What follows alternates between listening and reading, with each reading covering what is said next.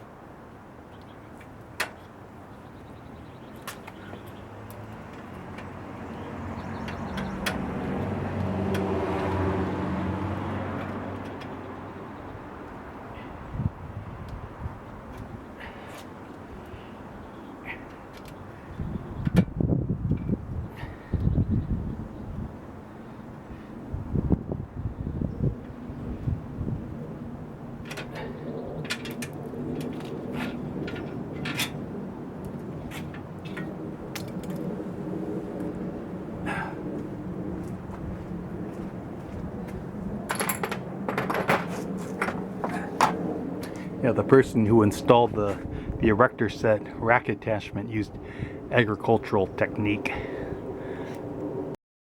Okay, remove the rear rack now.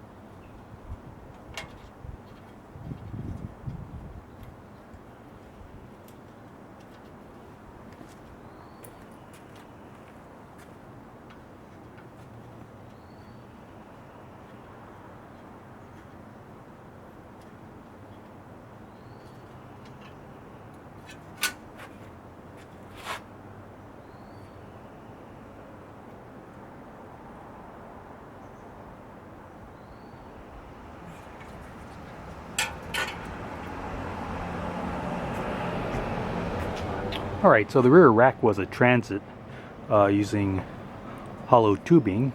It's a fairly decent rack that's fairly modern also by standards of the Spike.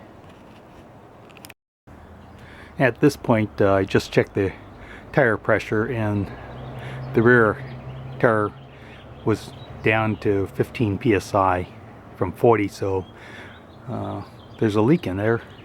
Not a problem. I suspect that is probably the reason why the owner stopped riding the Spike, is they got a flat and instead of repairing it they just put the bike away. So let's do a walk around on this bike. The shifters are Suntour Express, and I suspect on this side it's the front shifter is friction and the rear would be index. The brakes are Suntour XCM, and I would have to look those up, but these are, you know, medium profile cantilever brakes, and I prefer cantilever brakes on touring bikes. The front fork has an indicator that it's chrome alloy. On the decal it says chrome alloy tubing, and so I would suspect this is double butted with the main triangle being chrome alloy. The front derailleur is Suntour XCM also, as well as the rear is a Suntour XCM Light.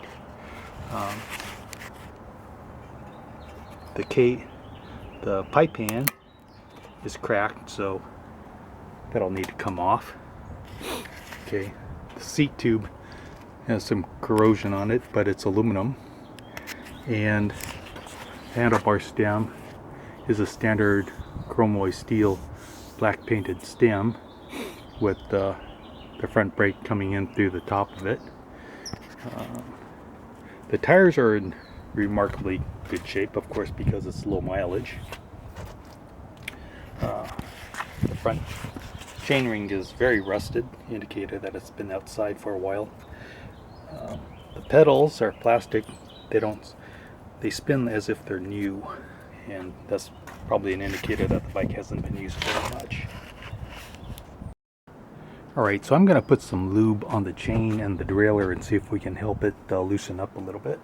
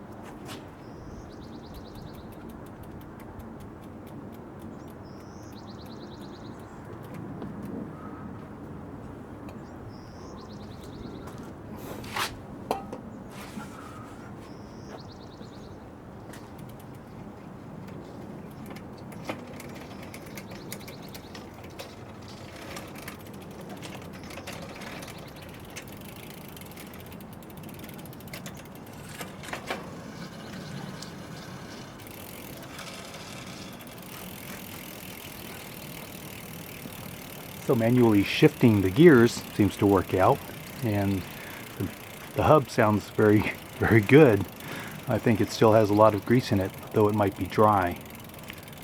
Okay, I'm going to rotate the shifter and try to access the panel for the shifter and see if we can put some lube in there.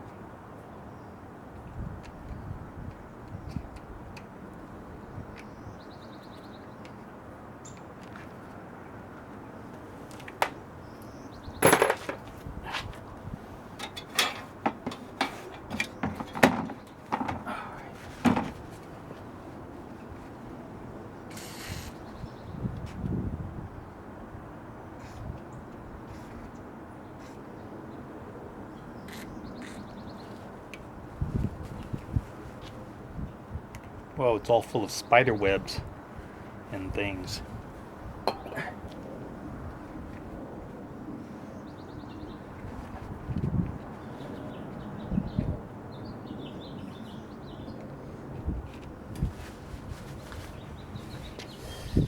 Well, let's try the other side.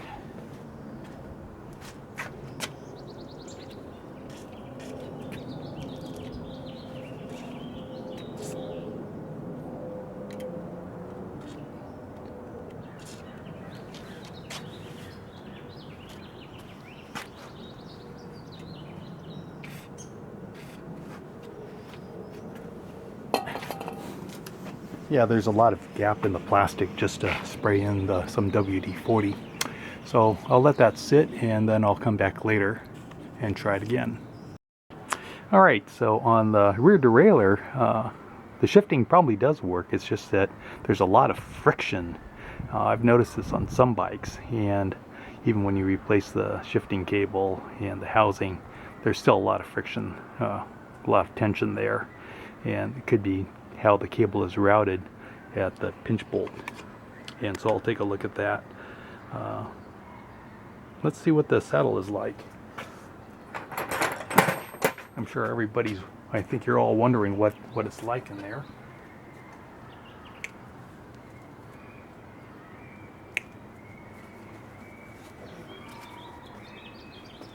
Huh. And there you have it. It's a gel saddle. It looks like it's in fairly good shape, so that's good. I don't know why they wrapped it up, but I'll give this bike a wash and then we'll come back and take a look at it again. So I disconnected the rear derailleur cable. Let me show you the shifter.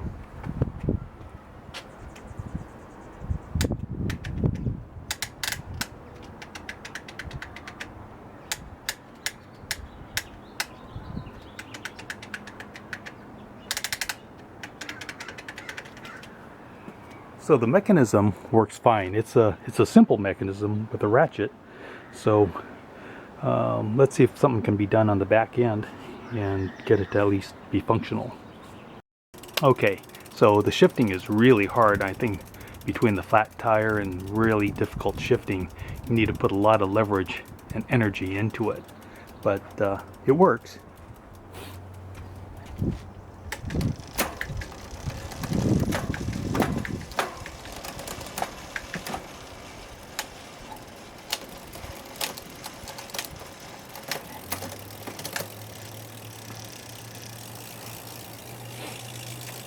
Yeah, you just about break your thumb doing this.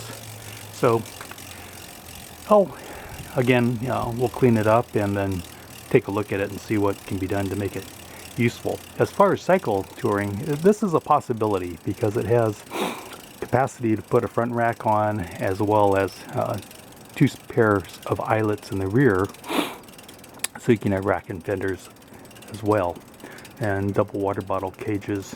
So this could probably work, and so we'll continue on with this and see what we can come up with for y'all.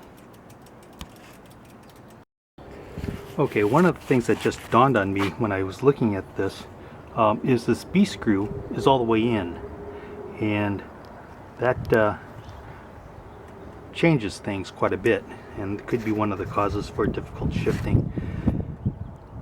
It certainly pulls the you know, the lowest gear farther away from the pulley.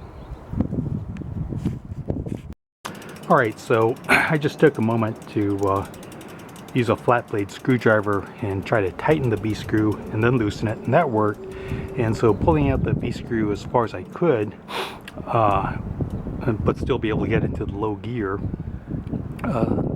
made quite an improvement on the shiftability, the amount of pressure needed to shift into the lower gears. Still not perfect, but significant improvement.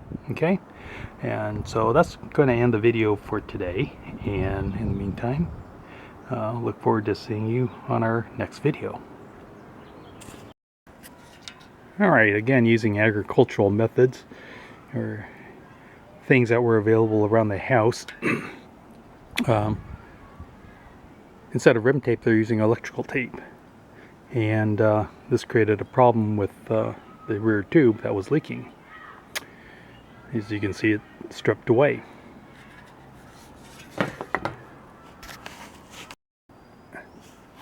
So the freewheel, 7-speed, 30-tooth low to 12-tooth high.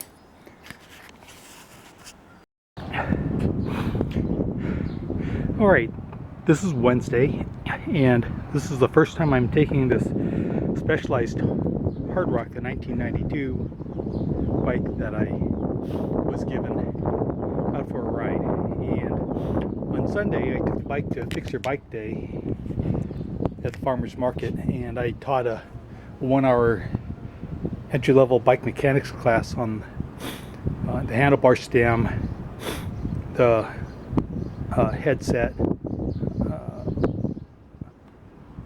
hub maintenance, tire tube, as well as cantilever brake adjustment. And so overall on this ride, if you look at this, the saddle's it's a little high at the nose, and so the first 10 miles to where I am now, I felt it. So I'm going to need to adjust this so that the nose is 1 click or 2 lower. The bike is loaded fairly lightly at around 20 pounds today. Most of the weight is in the rear, and so the front is very light, and you can feel it because it feels like it's understeer. I adjusted and aligned the hanger on the rear derailleur, and so it shifts nicely, but it's not perfect, so that's going to need some cable tension adjustment there. I like to set this to factory spec so that so that the barrel adjusters are all the way in. I replaced both during the class on the plastic cable ferrules on the front here, as well as up here. They all broke because they're so old, and so I replaced that, installed new shifter cables. The shifter cables on the Sun Tour XCM or Express is our barrel end shifter cables, so they're not as common as what's being used today, which is the ball end. And I suspect the ball ends probably could work, though I haven't tried it myself. I did notice that the mechanism on the Sun Tour Express, if you have a bike that's equipped like this, I think is a lot more reliable than the Shimano trigger shifter, because there are no pawls in this. You have slots, and you have a tab or a finger that is spring loaded that fits into each slot for each gear, and so you have no pawls to where the grease or the spring can freeze up. And so I think maintenance wise, this is a really good setup. Sun Tour is also known for having quality gears, and these gears are actually pretty good. I believe this is a Sugino crank, and I personally like Sugino cranks and chain rings as well. I still need to work on the toe end of the the Suntour XCM cantilevers, it brakes much better, but there's some brake squeal harmonic, and so I need to readjust the toe in again.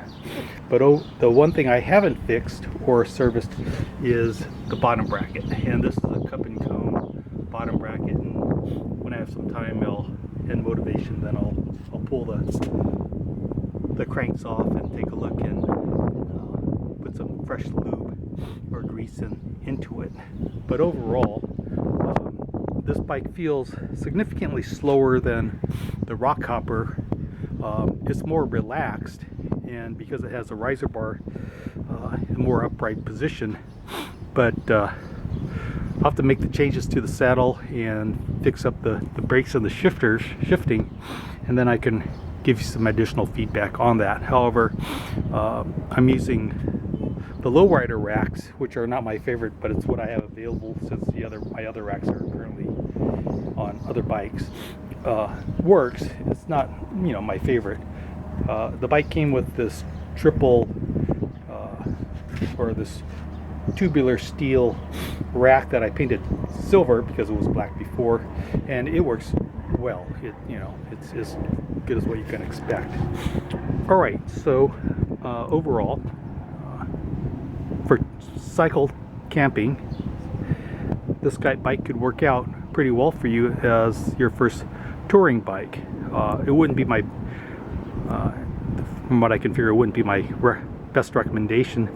I think that Specialized Rockhoppers, the 920 and above Treks are probably a better find. But this is still, if this is your bike or it's available to you and it's the right price, inexpensive, this could be a keeper because it has chromoly fork and it has probably at least a chromoly main triangle, and it's custom butted, so you don't know if this is single butted or double butted or triple butted, but it's it's still worth having and saving. Okay, so until then, enjoy cycling. I'm gonna try to come up with some additional videos on some equipment that you can fabricate and make and use yourself. And so happy cycling, and hopefully maybe I'll see you in some bike camp. Okay, so before I departed the community center and offloading the produce, I readjusted the saddle so the nose is a little bit lower, and after about 5 miles it's quite a bit more comfortable. I was wondering why I was having a harder time riding in my large chainring, and so I stopped and counted the number of teeth. This has 48 teeth, so it's just about 10% below a road chainring of 52 teeth. And on a lot of mountain bikes, you're with a double chainring with a granny gear, they're at around 42 teeth. So there's 6 inches of difference there, and that's why I thought, well, this is a slower bike, but in fact I'm using riding with larger gear wrenches, and this is the reason why. And so now I'm riding in the middle chainring in, which is closer to that of what you see on mountain bikes. Okay, that's it for this video. I just got back from a Costco run, and that's about 8 miles each way, 16 miles. The bike is almost fully loaded. I've got a heavy amount of weight equally distributed in the front. So each pannier has like a bottle of Prosecco and plus an additional 3 pounds to it. The rear is also heavily loaded with chicken and some fish. Okay, so the bike is now fully adjusted. The brakes work fine. The toe in has been adjusted again. Shifting is as good as it's going to get, and which is pretty good. And I wanted to point out that one of the problems with lowrider racks is there's such a large panel in the front here that if you have a pannier lock, like on this bike here, it doesn't work because that middle panel gets in the way. This lock gap is not large enough. The other one is that when you attach this, you need to have a pretty long screw in the back on this clamp here, probably at least 35 millimeters long. And this is a 6 millimeter screw. This happens to be a hex head. But you also need a total of 3 nuts. One to lock the clamp on each side, and one to lock onto the rack. Okay, plus a couple of washers. So that's three nuts and 2 washers, plus a hose clamp that matches the diameter of your fork. This will make it so that the rack stays far enough away from the fork and is also parallel to the front. Like on a regular rack, you need to have a fairly long screw here so that the rack will not interfere with the fork tying.